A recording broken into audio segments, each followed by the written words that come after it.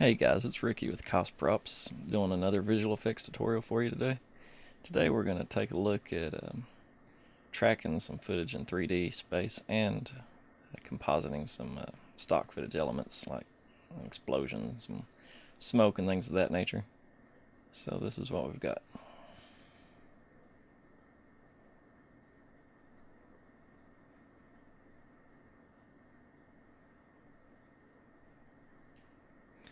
Alright, so that's what we're going to be trying to recreate today. So I'll go ahead and reset up the workspace here so we can see what we're doing. You can kind of see all the elements. It might help you figure out what's going on a little later. So yeah, looks good right about there. And what we'll do is find our original plate footage here and drag it down and make a new composition. Alright, and this is actually a combination of shots, so we'll go ahead and try to drag this down and trim the comp to the actual video that we're wanting in it. It starts right around 1.5 seconds, so we'll try to find it right through here.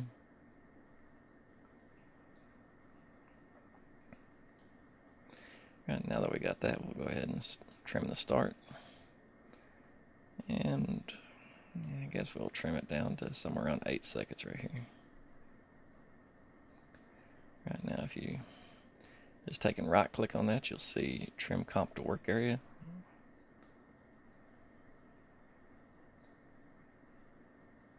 Alright, so next thing we want to do is click on our footage, come over here to where it says track camera, click on that, and we'll give that just a few minutes to render out. Also, under advanced, you'll see detailed analysis. Go ahead and click that and you'll get a much better track. It's really handy whenever you're trying to track fine motion or on a faraway shot like this. Right now that it's finished, you'll see all these little track points. So what you want to do is go ahead and just try to group a bunch of these. And then right click, and you'll see set ground plane and origin. Go ahead and click that first, and then we'll come back up here and create a solid in camera. Now you can create a null and it'll work just as good, except for the advantage of making a solid is you can scale it up like this. And then when you composite your 3D elements into the scene, you can see exactly where it's touching the ground. If you don't do it this way, a lot of times you'll end up with elements floating in space and they just look off. You really want your elements to touch the ground plane. So it looks like this is moving with the shot pretty good. Go ahead and collapse that down. So the next thing we're going to do is go ahead and find one of our elements to bring in. And let's see, I guess we'll do dirt charge. Guess we'll do the explosion first. Alright, so as you see, there's you have to click the toggle switches and modes if you don't see it already. There's a spot right here that says make a 3D layer. You can also press F4, which I'll probably be doing most of the rest of this video. You can toggle between your switches and stuff. So now that we've got it in 3D space, we're going to move it up till we can see it. And another thing, when you create a 3D layer, a lot of times the defaults are to accept shadows and lights. You'll have to turn that off.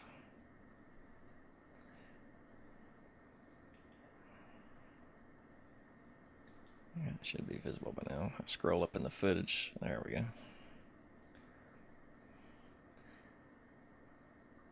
So now we've got to where it's visible. Now we just want to line it up with the ground plane to where it just barely clips into it. See how it clips through? Lets you see exactly where you're at in 3D space.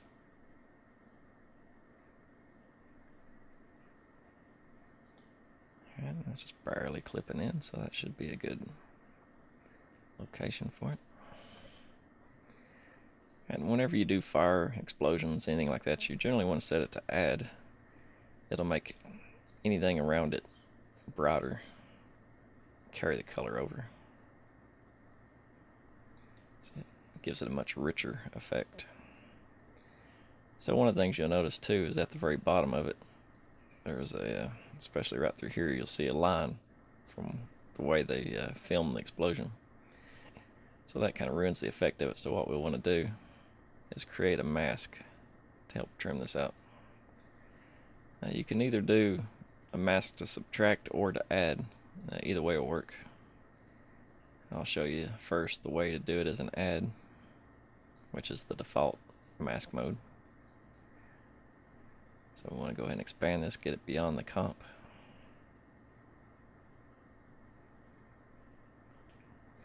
And once you got that, we'll come down here and press F, brings up the feather mask. And just go ahead and expand the feather a little bit to where it fades it out, but you still can't quite make out the hard line at the bottom. We'll raise that up a little bit to where we can feather it a little bit more without exposing the bottom of it. It looks pretty good. So go ahead and close that. Now you'll see that we don't have that hard line and it blends into the footage a little bit better. Perfect. Not really. I'll go ahead and adjust the resolution here a little bit to where it'll render out faster. And there we can kind of see what's going on.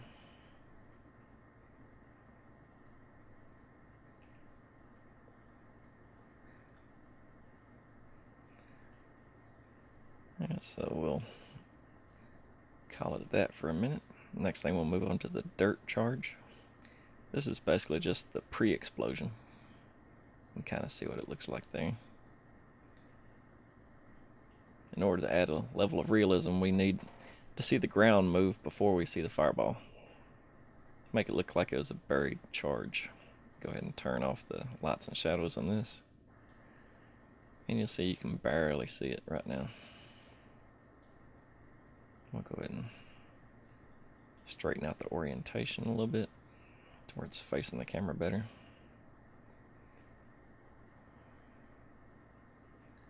Okay.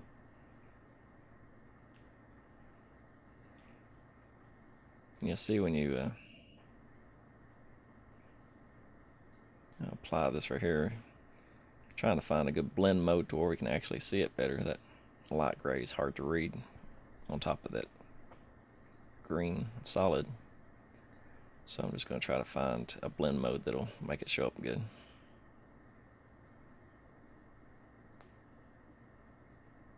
And there's pretty good. We can see what we're doing now. Alright, so move that up to where it barely clips. Move it back in Z space. It's your third number. We just want to kind of line it up with the back of the explosion. We want the fireball to come over top. So now we just need to match up the timing. In fact, let's go ahead and bring the explosion a little later too. So the motorcycler is a little closer to the explosion when it goes off. Yeah, so now there's the dirt charge and then the explosion coming in behind it. Yeah, so now it's starting to look pretty good. Go ahead and try to center these up a little better. And boom.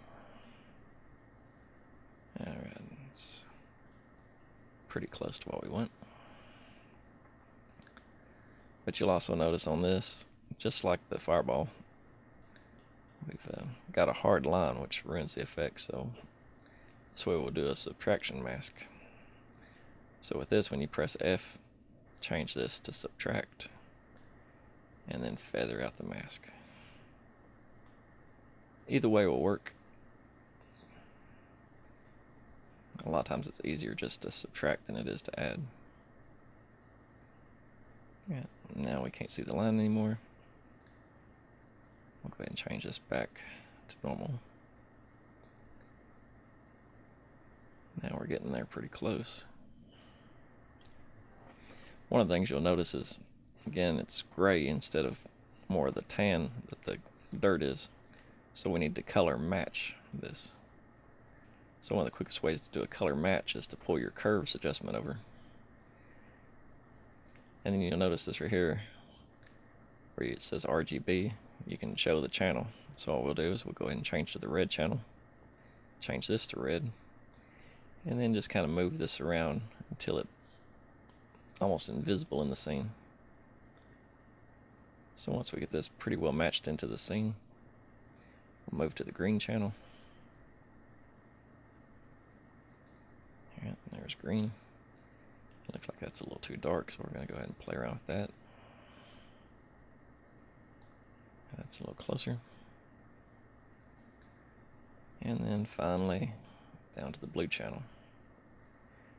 This takes a little bit of experimenting to get the hang of and see exactly what to look for. The blue channel's not really that far off. So we'll go ahead and change it back, and now we've got a pretty close color match to where it matches the dust.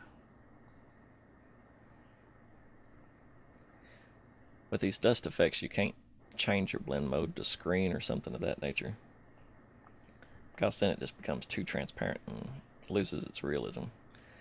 So sadly, with dirt and smoke, most things of that nature, you just have to do a color match. So a color grade is when you grade your whole finished video, and a color match is when you try to match one composite element to match your base footage. Alright, so go ahead and scale this up just a little bit more, where it comes out of the fireball, and a little bit more visible. It's looking pretty good.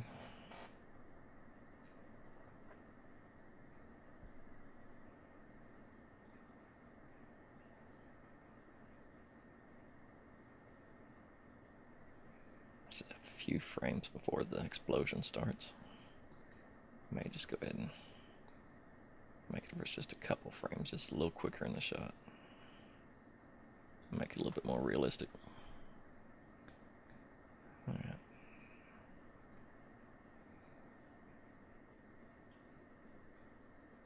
So then we'll move on to our next element.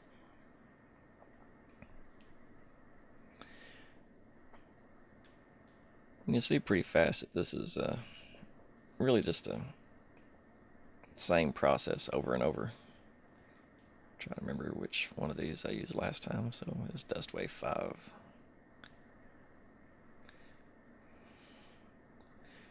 This stock footage you can get from a number of places. My personal favorite is Video Copilot's Action Essentials. Now you can also download it from Google and a lot of other places too. You can find stock footage with transparent backgrounds. Here we're just going to try to match it up a little bit with the timing. It's about the same color gray that the other one was, so we can probably just go ahead and copy and paste our color grade or our color match from the dirt charge.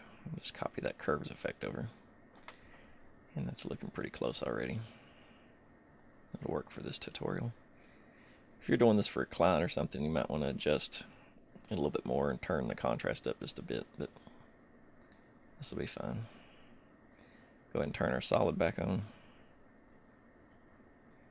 and we'll go ahead and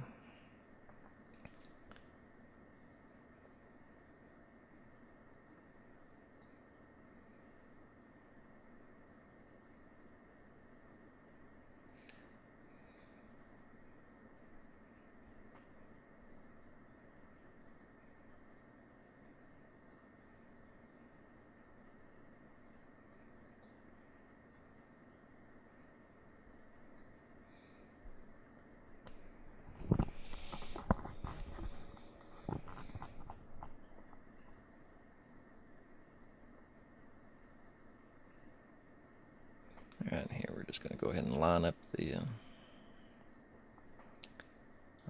element with the rest of them. Pull it down to where it barely clips in, and then just push it back in Z-space until it fits right into the explosion. Pull it over on its x-axis a little bit, and then change the blend mode back.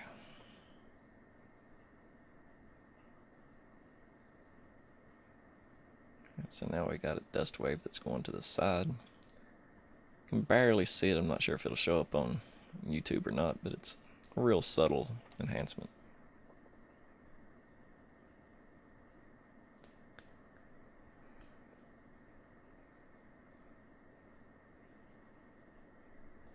Just to get a little bit more particle effect going on.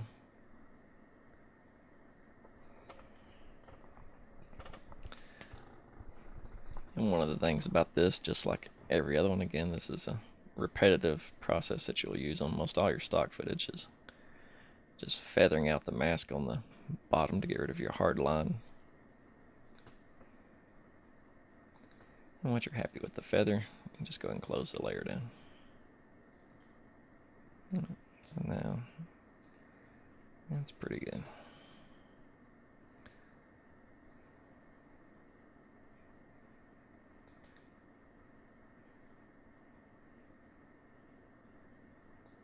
Just trying to get a little bit more contrast to be able to see it better.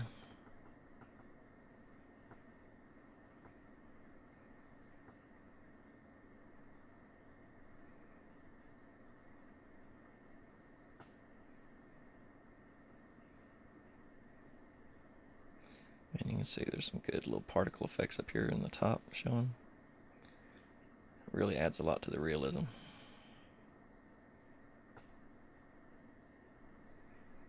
Alright, so that's looking pretty good.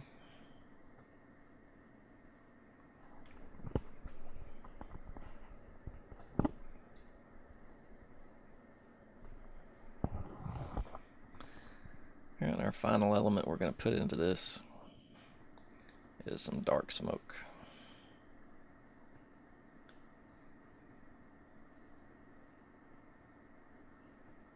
And you can see it down here at the bottom, kind of what it looks like. So right now I'm just going to go ahead and adjust the timing. Turn it down so I can work a little faster.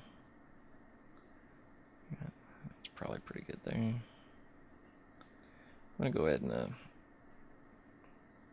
shorten this clip quite a bit to where it moves and raises a lot faster with the explosion. So I shortened the time of the clip down to 40% of its original time. Roughly it's a little over 2 times faster now. Right, and again, turn those off.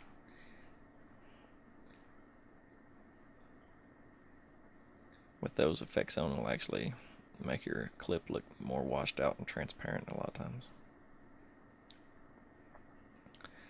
And this is a pretty dark clip, so it shouldn't be a problem to see. So I'll just go ahead and pull this up until it's clipping into the solid again. Adjust it around. And that's pretty close to where it needs to be.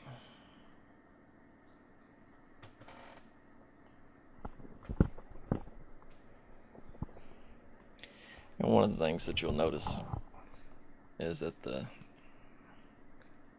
top of the smoke plume is cut off below the letterboxing. So what we want to do is adjust the anchor point by pressing A on the layer, adjust that, and now we can adjust the scaling. If you don't adjust the anchor point to the very bottom of it, when you scale it, it'll move around in 3D space. So you really want to set your anchor point to the bottom. So now you see it scales properly.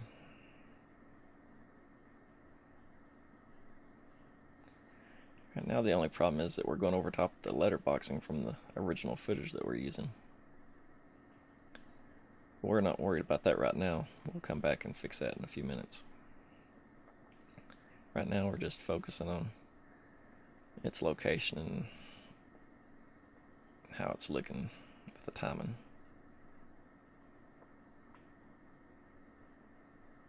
Looking pretty good. I think the fireball needs to be a little bit bigger. But before we do that, we'll just go ahead and just feather the bottom of this just a little bit. where we don't have a hard line on the bottom. Click on it, press F, change it to subtract, and then feather it out. Won't take much.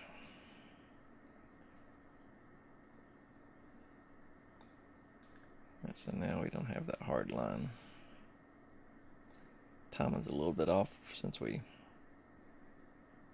retimed it. So now we just want to make sure the smoke comes up before the fireball dissipates.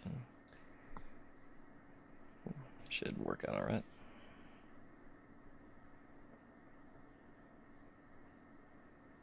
Alright.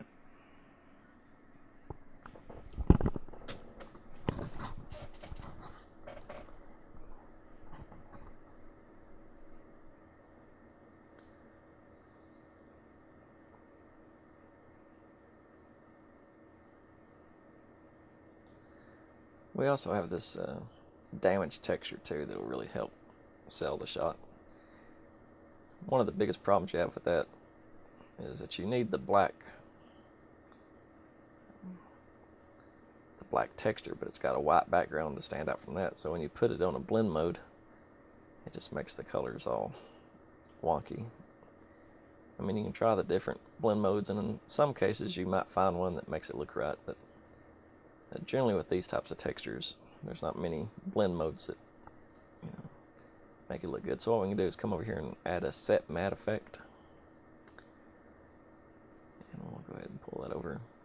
And if you change this over to like your red channel, you can see we're starting to get somewhere.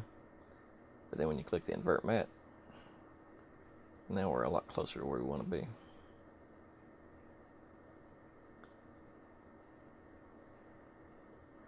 I mean, sometimes you can try the different channels. You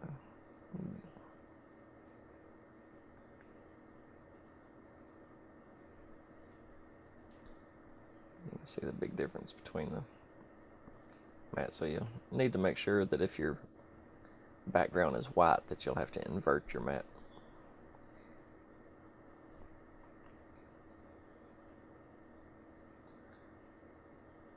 Yeah, so same process as all the other ones.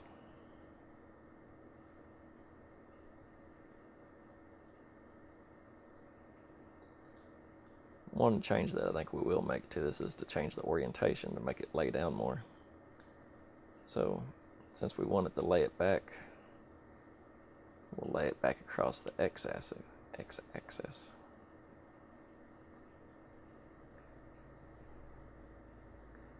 And once we have the x-axis where we want it, go ahead and pull it back up and get to where it lines up. This is basically just going to be burnt grass where the fireball's at, so we want it to be pretty close to the size of the fireball. Every shot will be just a little bit different.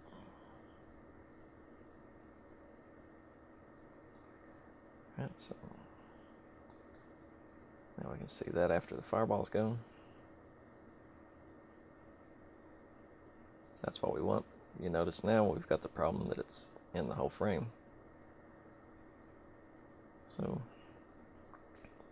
you can either trim the layer, or you can just set a keyframe on your opacity, set it right where you want it to appear, and just come back a couple frames and just pull it down to 0. Works just as good.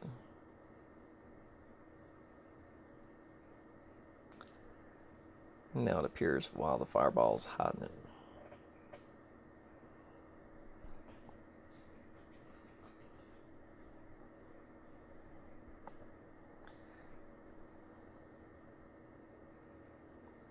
And we'll go ahead and address this little smoke plume coming across the letterboxing. So we'll just duplicate our base layer. Go ahead and get rid of the 3D camera tracker. We don't need it on this layer. Make sure that your top footage is selected. Come over and grab our pen tool and just create a simple little rectangular mask at the top.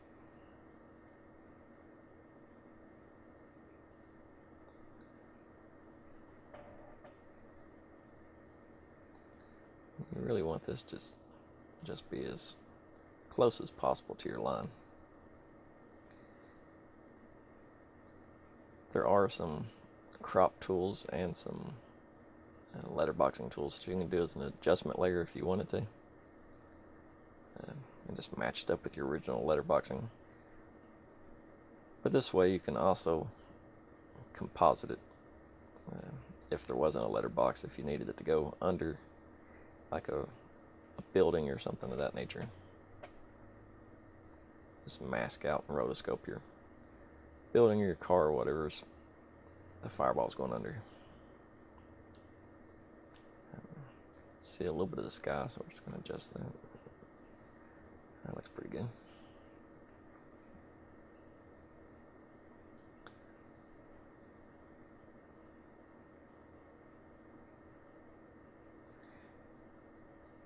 Alright, notice there's a little bit of a hard line on the left-hand side over here. I'm trying to see exactly which layer that's coming from. Looks like it's this layer. You can see the difference over there on the left. So what we want to do is just go ahead and go into this layer. And just like we created the mask for the bottom, we'll create one for the side where it's going off the screen in this layer. So same thing. You just find the layer. And if you forget which mask you did, you can always just change the mode and figure out the mask that you need. So it's mask 2. And then we just adjust the feathering a little bit.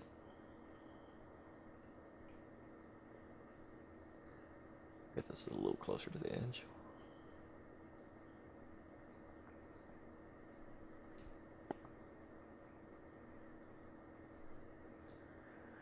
I'm going to close that down.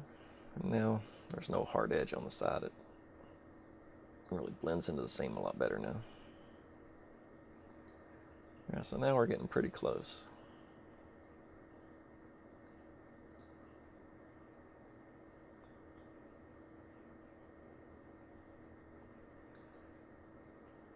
I really think this fireball is too small still, so I'm going to go ahead and just adjust the anchor point. Go ahead and just pull that back down. It's already in the proper Z space, so it's not quite as important. We're just going to scale this up to where it matches the cloud of smoke a little better. And it's a little bit more impressive of a fireball. Alright. So now we've got some blending going on. It's looking a lot better. But it still doesn't feel quite right. One of the main things with an explosion or any type of light source is that it creates a glow. And right now you got this bright light and it's not affecting the environment anywhere around it.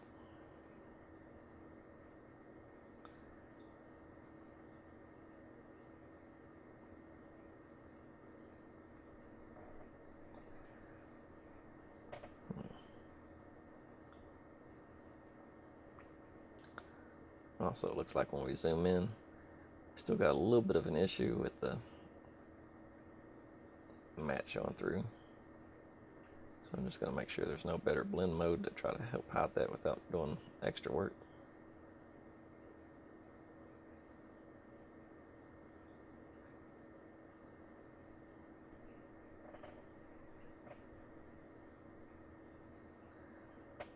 And once you've tried everything that you know to try to do it that way, come into the explosion.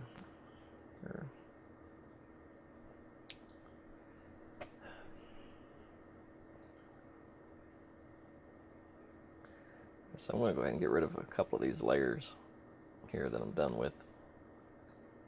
And you can click the Shy tool and then press F4 if you need to see these. And once you click them, it'll actually just hide the layers. You can re-click the Shy tool at the top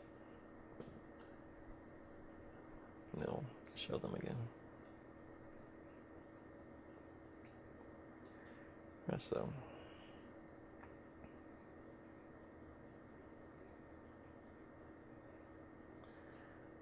I'm going to go ahead and create another solid and make it kind of a bright orange about what we want the fireball to look like. And then we're just going to create an ellipse pretty big around the fireball. I'm just going to see where it's at and center it up. So under this we'll take and just kind of feather it out quite a bit.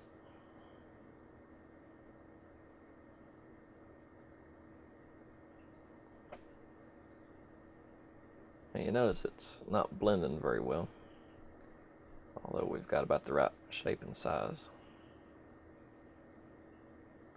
So what we'll go ahead and do is adjust the opacity a little bit. And then we'll come into the blend mode and change this to add. And like I said earlier, add modes make the scene brighter. So now we got this real nice glow effect. Simple to do without any third-party glow plugins or without setting them up. So, and this is actually going above our letterboxing, so we'll go ahead and put that under the layer. And we'll scale it up to where there's no hard lines.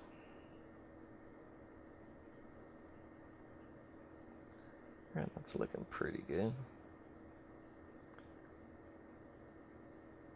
Go ahead and just turn the opacity. So we don't want it on the whole time, so what we're going to do is go ahead and set keyframe at 0. We set 1 at 100% at the peak of the explosion. And then we'll come on out to where the fireballs go. And once the fireball shouldn't be putting out any more light, we'll go ahead and set it back down to 0.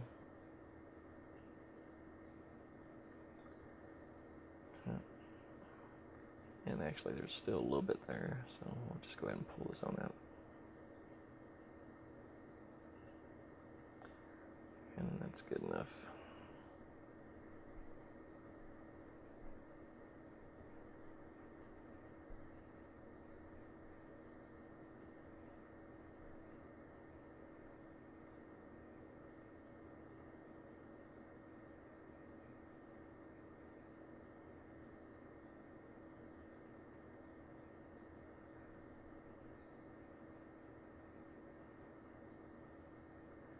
And again, I'm just trying some different blend modes.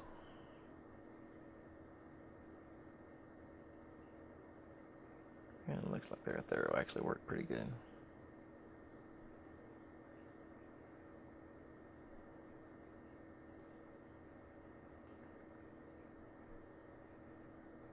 So with the multiply, the brighter explosion on top goes over top the burn effect, and it reveals it when there's a darker, like the smoke and such.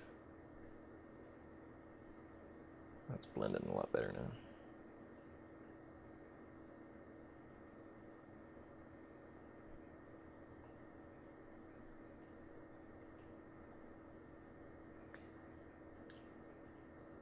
I really like watching the footage a few times, watching it frontwards and backwards, and just trying to make sure that everything's blending well and timed pretty realistically. Alright, so that concludes this tutorial. I hope you learned a few things. If you'd like to see me do another tutorial, just let me know what you'd like to see down in the comments. And if you haven't already, go ahead and like this video and subscribe. It really helps our channel. So until next time, I'll see you.